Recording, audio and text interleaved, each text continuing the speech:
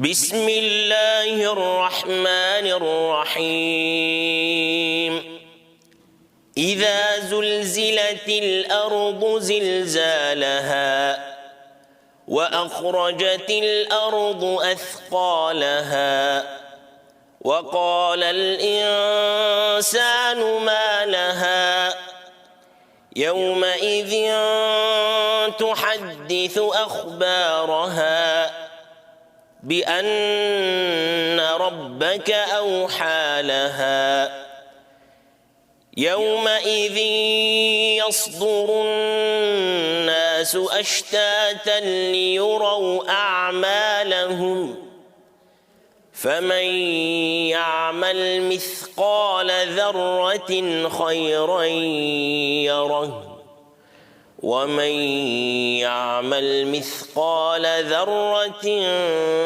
شرا يره.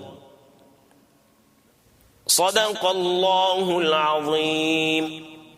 سبحان ربك رب العزة عما يصفون وسلام على المرسلين والحمد لله رب العالمين.